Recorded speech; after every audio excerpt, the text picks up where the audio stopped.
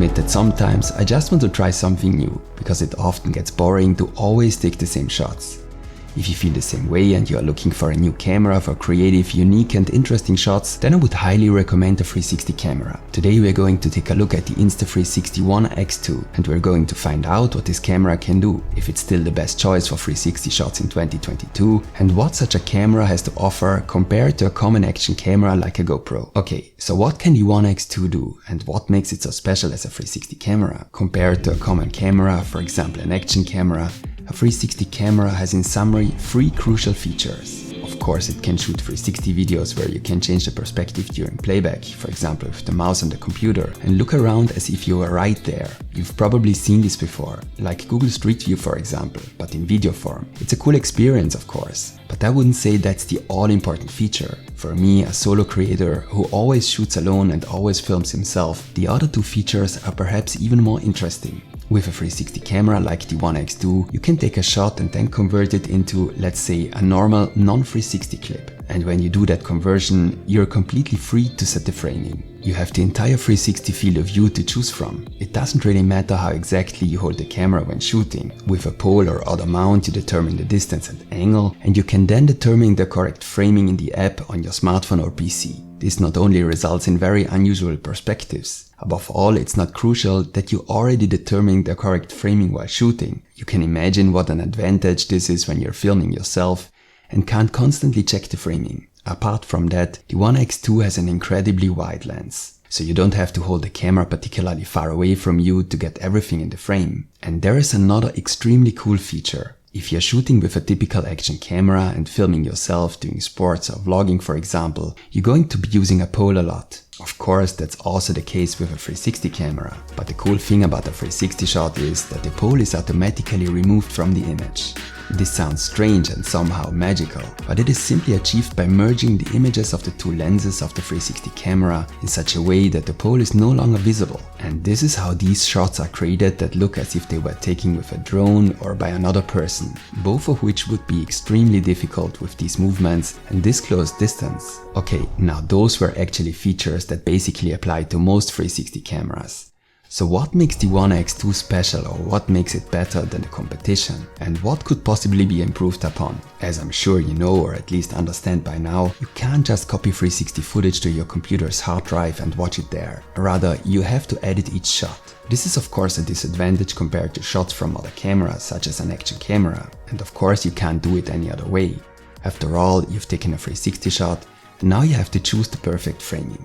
But the way this editing step was implemented is certainly one of the strengths of the Insta360 ONE X2, or rather one of the strengths of all Insta360 cameras. Because the software required for this is very easy to understand and use, and it runs absolutely stable. At least that's the experience I've had on my Mac. So you don't have to learn any complicated editing software. Just select the right framing, the part of the shot you want to use, and you're ready to export your shot. The same goes for the smartphone app. Connecting to the camera is fast, the app is easy to use, and it runs stably. This means you can also easily and quickly view and edit your clips on your smartphone. So the software experience is a clear strength of the ONE X2 for me. And this Insta360 software offers you another important advantage. The smartphone app in particular includes a variety of cool features that you can use to create creative clips. With Flylabs for example, the app automatically creates a clip that looks like it was taken with an FPV drone. Shadow Clone lets you easily clone yourself on the same clip like here, without the need for extensive editing.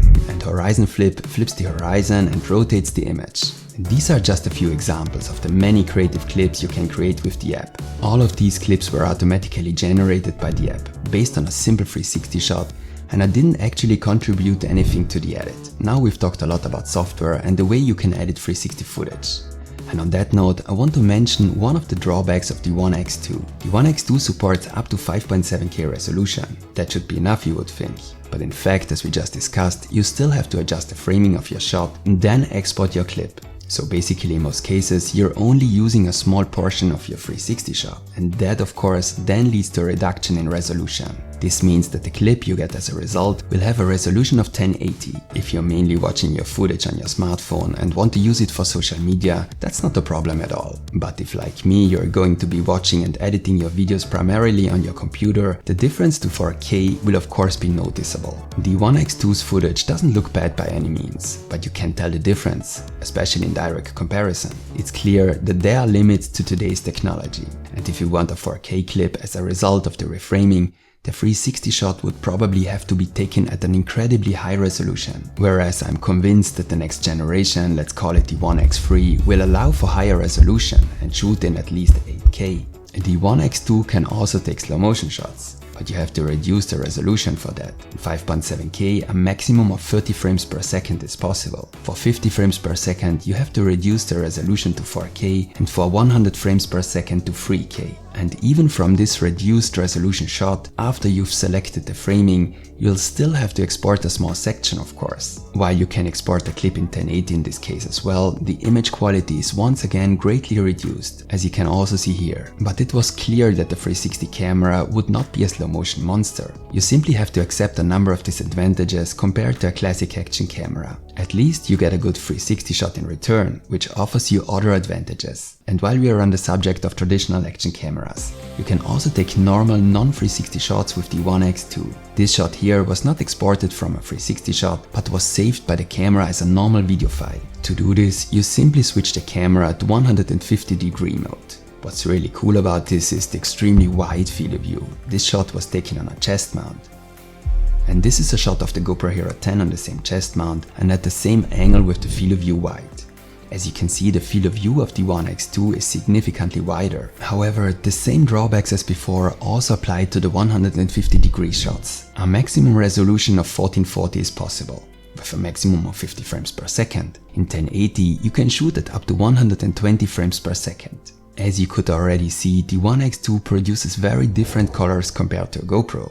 By the way, the previous shots of the GoPro were taken with natural, the rather desaturated color profile of the GoPro. So let's take a closer look at the colors. Here you can see another comparison with Vibrant, the typical color profile of the GoPro. It's noticeable that the ONE X2's image looks a bit cooler. The colors are a bit more saturated though. Both cameras produce nice shots though, and which one you like better here is also a matter of taste. The Insta360 ONE X2 has very good stabilization. Insta360 calls this the flow state stabilization. Let's take a quick look at how well this stabilization compares to the Hero 10's hyper smooth stabilization. This one is a simple test while running, using the ONE X2 to take a 360 shot, which I then reframed and exported. The result is incredible, as the ONE X2's shot is significantly better stabilized than that of the GoPro Hero 10. The GoPro Hero 10 shot was taken with the stabilization set to high. Boost or even linear with horizon leveling would provide even better stabilization on the GoPro. However, both settings result in an additional crop. This on the other hand is a comparison with a 150-degree shot, so a standard action shot of the ONE X2.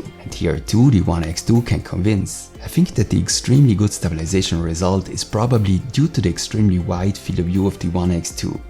But the result is quite surprising. Before we take a look at the comparison to the Insta360 ONE RS, a few impressions of the body and handling. The body of the ONE X2 looks very high quality and is well made. Above all, it feels very good in the hands. Compared to an action camera, it is much more comfortable to hold this camera. The elongated design is simply an advantage here. The ONE X2 holds itself like a small phone. The body is thinner than a GoPro, but also much longer. Overall, I would say it's about a quarter larger. Here you can see another comparison to an iPhone 13 Pro. Of course, the protruding lenses are a potential weak point during action shots, because they could possibly get damaged. So you should definitely protect them with a lens protector when storing the camera. The round display looks unusual but cool. It is a bit small though. The display is perhaps only a third as large as the display of a GoPro. The handling of the camera is simple and quickly learned. It's easy to switch between the 360 mode and the 150-degree mode. You can also easily change the lens here. You can set exposure completely manually, and the camera also offers a number of additional shooting modes, such as an HDR mode for situations with very bright and very dark areas in the same frame, a time-lapse mode, or even a star-lapse mode. If you're interested in audio quality, here is a comparison with a GoPro Hero 10. By the way, unlike the ONE RS, the ONE X2's housing is waterproof up to 10 meters without an additional frame, similar to that of a GoPro. That makes it generally difficult to achieve very good audio quality. Can you hear a clear difference?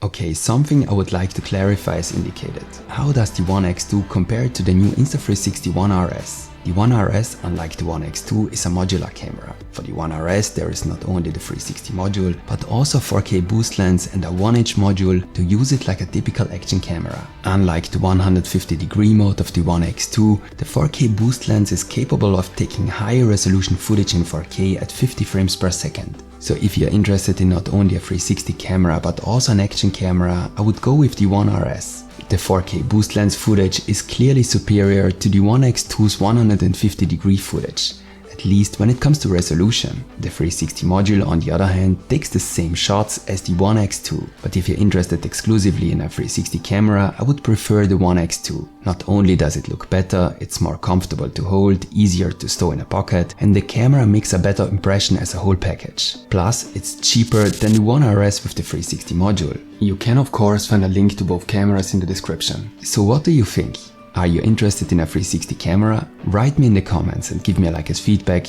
If the video was interesting for you, there will be more tests and tutorials on 360 cameras and of course action cameras. So stay tuned and see you next time.